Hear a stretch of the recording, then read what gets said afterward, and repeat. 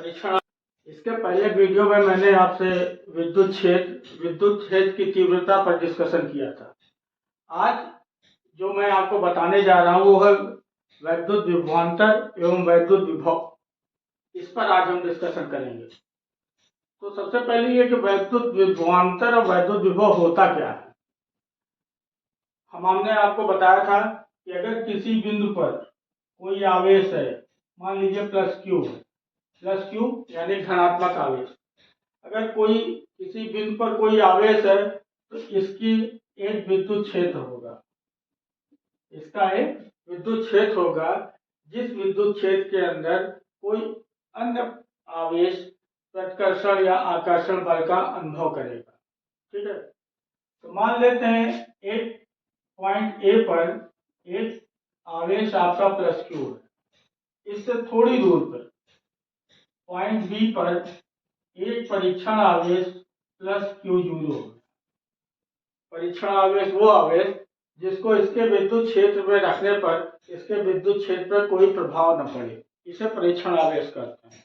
तो मान लेते हैं पॉइंट ए पर एक प्लस क्यू आवेश है जिसके विद्युत क्षेत्र में पॉइंट बी पर एक प्लस क्यू जीरो आवेश है आपका। ठीक, अब अगर हम इस परीक्षण आवेश को ए की ओर ले जाएं, दोनों धनात्मक हैं, अगर हम इस परीक्षण आवेश को इस आवेश की ओर खिसकाएं या ले जाएं तो हमारे ऊपर क्या लगेगा, इस आवेश पर प्रतिकर्षण बल लगेगा, क्योंकि दोनों धनात्मक हैं, दोनों बराबर हैं।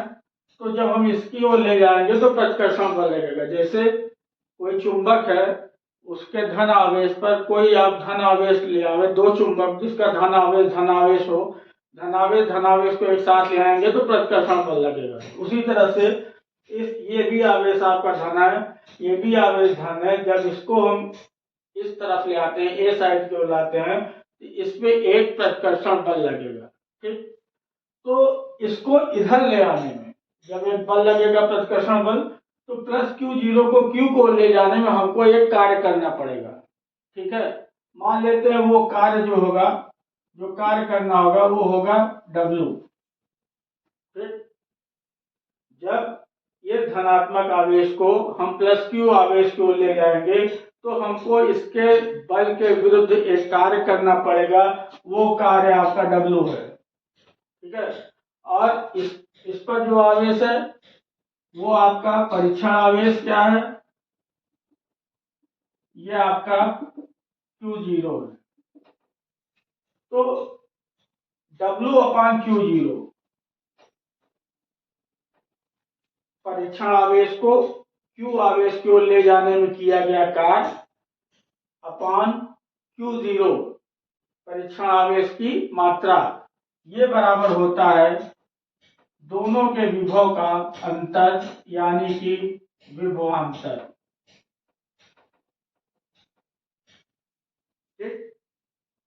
जब दो आवेश हो, दोनों धनात्मक हो, एक आवेश को दूसरी की ओर ले जाएंगे तो एक कार्य करना पड़ेगा, उस कार्य और दूसरे आवेश के मात्रा के निष्पत्ति को वैद्युत विभवांतर कहते हैं। ठीक है, मतलब कि V माइनस VB बराबर W/Q0। एक आवेश को दूसरी आवेश की ओर ले जाने के में जो बल के विरुद्ध कार्य किया जाता है वो कार्य और दूसरे आवेश की मात्रा के निष्पत्ति को वैद्युत विभवांतर कहते हैं। ठीक, ये है आपका वैद्युत विभवांतर। अब वैद्युत विभव क्या है, ये तो हो गया वैद्युत विभवांतर। एक पॉइंट से दूसरे पॉइंट की ओर हम ले जाते हैं जब आवेश को, तो हमको एक कार्य करना पड़ता है, कार्य उस आवेश की मात्रा के निष्पत्ति को हम विद्युत विभवांतर करते हैं। मान लेते हैं ये पॉइंट हमारा यहाँ बी पर न होकर अनंत पर है। कहाँ पर है, अनंत पर है। ठीक है, तो अब मान लेते हैं कि ये हमारा परीक्षण आवेश अनंत से ले आया गया है। कहाँ से, अनंत से ले आया गया है। ठीक है, तो जब अनंत से हम ले आते हैं परीक्षण आवेश को तो हमारा जो वैद्युत विभवांतर होगा ये क्या होगा, W/Q0 VA माइनस VB की जगह हम V इन्फिनिटी लिख देते हैं क्योंकि अनंत से आ रहा है। और V इन्फिनिटी जो होता है दैट इज स्वच्छ मान इसका 0 होता है। V इन्फिनिटी का स्वच्छ मान 0 होता है। तो हमारा ये क्वेश्चन हो जाएगी VA बराबर W/Q0। ये हमारा वैद्युत विभव है। क्या है, वैद्युत विभव। ठीक है, दोनों मंत्र समझ गए। वैद्युत विभवांतर एक पॉइंट से दूसरे पॉइंट तक ले जाने में किया गया कार्य और आवेश के मात्रा की निष्पत्ति को वैद्युत विभवांतर कहते हैं। और वैद्युत विभव जब उसी आवेश को हम अनंत से ले आते हैं, अनंत से ये पॉइंट पर लाएंगे, तो जो हमारा किया गया कार्य और उस आवेश की मात्रा की निष्पत्ति हमारा वैद्युत विभव कहलाएगा, क्योंकि यहाँ पर V इन्फिनिटी बराबर स्वच्छ मान इसका 0 हो जाएगा। ये आपका वैद्युत विभवांतर है और ये आपका वैद्युत विभव है। और इसका मात्रक जो होता है जूल बटा कूलाम, वर्क कार्य का जूल और आवेश का कूलाम। तो VA विभव का या वैद्युत विभवांतर का मात्रक होगा जूल बटा कूलाम। बिंदु आवेश के कारण किसी बिंदु पर विभव, हम मान लेते हैं एक पॉइंट O पर एक पॉजिटिव चार्ज है प्लस Q। पॉइंट O पर एक विद्युत आवेश आपका प्लस Q है जिसके चारों ओर वैद्युत क्षेत्र है। हम एक आवेश प्लस Q0 ये अनंत से लेकर के हम इस पॉइंट पर आता है। अनंत से लेकर इस पॉइंट पर हम आएंगे तो हमको इसके बल के विरुद्ध कार्य करना पड़ेगा। ठीक है, तो वो कार्य बटा आवेश की मात्रा, इन दोनों की निष्पत्ति हमारा वैद्युत विभव कहलाएगा। ठीक है, जब हम अनंत से आवेश को ले आते हैं तो हम डायरेक्ट नहीं लाते, पहले D पे ले आते हैं, फिर C पे लाते हैं, फिर B पे लाते हैं, फिर A पे लाते हैं, या पार्ट बाय पार्ट लाएंगे। अनंत से ले आएंगे किसी पॉइंट पर, फिर किसी पॉइंट पर, फिर किसी पॉइंट पर, फिर D पे, फिर C पे, फिर B पे, फिर A पर। हमको बिंदु A पर क्या निकालना है, विभव निकालना है। हमको बिंदु A पर विभव निकालना है या V की वैल्यू W/Q0 को और एक्सप्लेन करना है, जिसमें हमको W की वैल्यू निकालनी है। मान लेते हैं बिंदु O से यहाँ तक की दूरी R है, पॉइंट A की। बिंदु O से पॉइंट A की दूरी R है। बिंदु O से पॉइंट B की दूरी R1 है। बिंदु O से पॉइंट C की दूरी R2 है और बिंदु O से पॉइंट D की दूरी R3 है। ठीक, ये दूरी R1, ये दूरी R, ये दूरी R1, ये R2 और ये R3 है। फिर समझिए, हम परीक्षण आवेश प्लस Q को अनंत से जब ले आते हैं तो हम उसको कई पॉइंट के थ्रू लाते हैं। यहाँ पे लाते लाते फिर हम D पॉइंट पर लाते हैं, फिर C पॉइंट पर लाते हैं, फिर B पर, फिर A पर लाते हैं। ठीक है, पॉइंट A पर हमको वैद्युत विभव निकालना है। ये वैद्युत विभव हमारा होगा W/Q0। अब जब हम परीक्षण आवेश को ले आएंगे तो हर पॉइंट पर, क्योंकि इसके वैद्युत क्षेत्र में ये पॉइंट है ABCD, तो हर पॉइंट पर इसका वैद्युत बल लगेगा। ठीक है, वो प्रतिकर्षण भी हो सकता है, आकर्षण भी हो सकता है। क्योंकि प्लस Q है तो आपका हर पॉइंट पर वैद्युत बल लगेगा। मान लेते हैं हम A पॉइंट पर लेते हैं। बिंदु A पर बल FA, बिंदु A पर जो बल लगेगा इस आवेश के द्वारा वो क्या होगा, कूलम्ब लॉ से 1/4 pi epsilon 0 Q0 upon R square. Point A पर जो बल लगेगा वो क्या होगा, कूलम्ब लॉ के थ्रू FA बराबर 1, FA मीन्स A पॉइंट पर 1/4 पाई एप्सिलॉन 0 Q0 अपान R स्क्वायर। इसी तरह बी बिंदु पर हम लेते हैं, जब वो बी बिंदु पर रहेगा तो भी बल लगेगा, तो एफ बी क्या हो जाएगा 1/4 pi epsilon 0 Q zero upon R1 square. R square ये दूरी का स्क्वायर, R1 बी से दूरी का स्क्वायर, ठीक है। तो जो बल लगेगा जब हम ए पॉइंट पर रहेंगे तो इसके द्वारा जो बल लगेगा वो बल एफ ए बराबर 1/4 pi epsilon 0 Q zero upon R square. जब बी पॉइंट पर रहेगा तो जब भी ये आपका लगेगा, ठीक है। दोनों का माध्य बल क्या होगा, माध्य बल गुणोत्तर, गुणोत्तर माध्य के द्वारा माध्य बल क्या होगा एफ बी ए बराबर under root F A into F B. क्या होगा एफ बी ए, ये गुणोत्तर माध्य से हम निकालेंगे, दोनों का माध्य निकालेंगे तो ये होगा एफ बी ए बराबर F A plus into F B. Value रख दीजिए बराबर under root 1/4 pi epsilon 0 Q zero upon R square into 1/4 pi epsilon 0 Q zero upon R1 square हो जाएगा। इन दोनों की समीकरणों को इसमें आप रख देंगे, ये बराबर हो जाएगा ये under root 1/4 pi epsilon 0 multiply होगा Q zero square upon R square R1 square, ये भी आपका मल्टीप्लाई रहेगा, ठीक है। 1/4 पाई इन दोनों का अगर गुणा करेंगे तो 1/4 पाई एप्सिलॉन 0 2 है, ये स्क्वायर हो जाएगा, ये भी स्क्वायर हो जाएगा, ये भी आपका स्क्वायर हो जाएगा।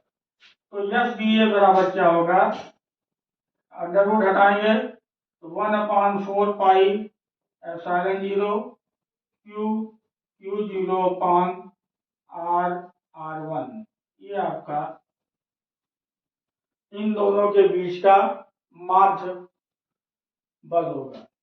अब देखिए, जब ये बल हमारा माध्य बल निकल गया बी से ए की ओर ले जाने के लिए, जब हम पॉइंट बी से ए पर ले आते हैं तो हमारा जो माध्य बल लगता है, जो पॉइंट ए बी पर रहेगा तो माध्य बल, अरे सॉरी, जब पॉइंट बी पर रहेगा तो बल ये लगेगा, पॉइंट ए पर रहेगा तो बल ये लगेगा। तो बी से ए की ओर ले आएंगे तो हमारा जो माध्य बल लगेगा वो होगा एफ बी ए बराबर 1/4 pi epsilon 0 Q zero upon R1।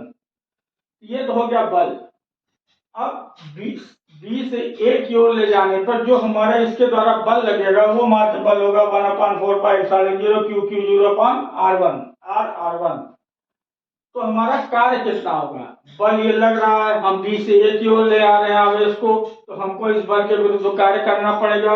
वो कार्य बी से सी, अरे वो कार्य बी से ए की ओर ले जाने में जो कार्य किया जाएगा वो होगा बल गुणे दूरी। क्या होगा, बल गुणे दूरी। ये बल क्या है, ये है 1/4 pi epsilon 0 Q zero upon R1 into दूरी क्या होगा, यहां से यहां तक की दूरी R है, ए से इस बिंदु ओ बिंदु की दूरी R है, बी से ओ बिंदु की दूरी R1 है, तो ए बी दूरी क्या होगी, ये होगी यानी कि R1 माइनस R, क्या होगी R1 माइनस R, ठीक है। इसको और सिंप्लीफाई करेंगे, ये हो जाएगा क्यू जीरो अपान 4 पाई एप्सिलॉन 0, इसको हम इधर ले आएंगे तो होगा R1 माइनस R बटा R1 या बराबर क्यू जीरो अपान 4 पाई एप्सिलॉन 0 R1 बटा R1 माइनस R बटा R1, R से R कटेगा, R1 से R1 कटेगा, ये हो जाएगा डब्ल्यू बी ए बराबर 1/4 pi epsilon 0 Q zero 1/R1 R -1/R1, ये होगा चौथा इक्वेशन। ये हमारा बी से ए की ओर ले जाने में किया गया कार्य। अब इसी तरह से हम सी से बी की ओर ले जाने में किया गया कार्य निकालेंगे, या डी से सी की ओर ले जाने में किया गया कार्य निकालेंगे। डब्ल्यू बी ए ये है, तो डब्ल्यू सी बी क्या होगा? सी बी होगा Q zero upon 4πε0 bracket 1/R1 -1/R2, ये पांचवा। और डब्ल्यू डी सी ये बराबर होगा Q zero upon 4πε0 1/R2 -1/R3, ये छठवीं इक्वेशन। तो आपकी वर्क जो है बी से ए की ओर ले जाने में इतना होगा, इसी तरह सी से बी को ले जाने में इतना होगा, और डी से सी की ओर ले जाने में आप इसको इतना वर्क करना पड़ेगा। ये W B A, W C B and W D C. ये तो आपका डी से सी से बी, बी से ए बिंदु तक लाने में अब इसको क्या कार्य किया जाएगा वो आपका ये हो जाएगा। बी से ए लाने में इतना कार्य, सी से बी में लाने में इतना कार्य, डी से सी को लाने में इतना कार्य। अब ये है कि ये अनंत से आ रहा है, इसी बिंदु से नहीं बल्कि अनंत से इस आवेश को ले आ रहा है, तो टोटल कार्य हमारा क्या होगा? टोटल कार्य होगा डब्ल्यू बराबर W B A plus W C B plus W D C plus and so on infinity तक। ठीक है, अब इन सारे इक्वेशन को हम इसमें रख देते हैं, तो हमारा होगा W बराबर W B A Q zero upon 4πε0 1/R -1/R1 plus Q zero upon 4πε0 1/R1 -1/R2 plus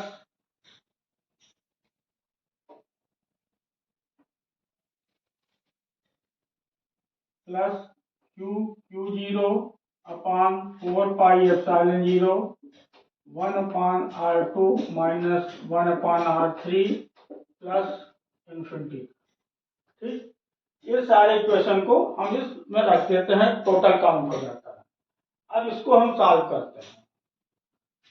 ये आपका देखिए W बराबर क्यू जीरो अपान 4πε0, ये कॉमन हो जाएगा और बाकी सबको आप खोल देंगे। तो खोलेंगे तो हमारा आ जाएगा 1/R -1/R1 plus 1/R1 -1/R2 plus 1/R2 -1/R3 plus infinity, ये आपका खोलेंगे। अब देखिए R1 ये कट गया, R2 ये कट गया, अब देखिए R1 ये कट गया, R2 उससे कट गया, R3 इसके आगे कटेगा, R4 उसके आगे कटेगा, R5 उसके आगे कटेगा, लास्ट में हमारा 1/इंफिनिटी बचेगा, इधर 1/R बचेगा। तो ये W बराबर हो जाएगा क्यू जीरो अपान 4πε0 1/R -1/इंफिनिटी। वैल्यू 0 होती है 1/इंफिनिटी की, तो W हमारा हो जाएगा 1/4πε0 क्यू जीरो अपान R। ये आपका कार्य हो गया, ये हो गया कार्य। ये आपका इंफिनिटी से अनंत से इस बिंदु तक लाने में टोटल किया गया कार्य होगा 1/4πε0 क्यू जीरो अपान R। ठीक है, तो अब क्या करेंगे? हमारा वैद्युत विभव क्या होगा? वैद्युत विभव ये आपका W/क्यू जीरो है, इसकी वैल्यू हम यहाँ डाल देते हैं तो हमारा वी ए हो जाएगा किया गया कार्य 1/4 pi epsilon 0 Q zero upon R. ये क्यू जीरो आपका नीचे हो जाएगा, ये कट जाएगा तो आपका वैद्युत विभव आएगा 1/4 pi epsilon 0 Q upon R. ये आपका वैद्युत विभव है। ये किसी बिंदु पर वैद्युत विभव की गणना है जब आवेश को अनंत से ले आया गया। ठीक है, तो हमने आपको क्या बताया, मान लेते हैं वो बिंदु है जहां पर प्लस क्यू आवेश है, एक आवेश को अनंत से ले आया जा रहा है, उसको पार्ट बाई पार्ट ले आते हैं, पहले डी पे, पहले इधर ले आते हैं, फिर डी पे, फिर सी पे, फिर बी पे, फिर ए पर।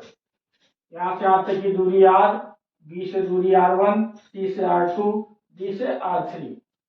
तो सबसे पहले हम क्या करते हैं, जब ए बिंदु पर रहेगा एक बल लगेगा तो कूलॉम नियम के अनुसार 1/4 pi epsilon 0 Q zero upon R square. उसी तरह बी पे एक बल लगेगा तो दोनों के बीच का माध्य बल निकाल लेते हैं। माध्य बल निकालने के बाद हम कार्य निकालते हैं कि बी से ए की ओर ले जाने में कितना कार्य किया जाएगा। वो होगा कार्य आपका WBA, ये बराबर होगा 1/4 pi epsilon 0 Q zero 1/r minus 1/r1। इसी तरह सी से बी की ओर ले जाने में कितना कार्य किया जाएगा, इतना। डी से सी की ओर ले जाने में कितना कार्य किया जाएगा, इतना। अब अनंत से हम टोटल कार्य जोड़ते हैं तो ये हमारा हो जाएगा WBC प्लस अनंत तक। अब ये आपका क्यू मान सबकी वैल्यू रख देते हैं, ये आपका 1/∞ तक। उसके बाद इसको कॉमन लेके सब काट देते हैं, इधर आपका बचता है 1/r, इधर 1/∞। 1/∞ की वैल्यू 0 होती है तो W आपका हो जाएगा कार्य 1/4 pi epsilon 0 Q zero upon R. वैद्युत विभव क्या होता है, कार्य बटा आवेश की मात्रा। तो जो कार्य बटा ये आपका कार्य इतना हुआ, आवेश की मात्रा क्यू जीरो कट जाएगा तो आपका वैद्युत विभव हो जाएगा 1/4 पाई एप्सिलॉन 0 क्यू अपान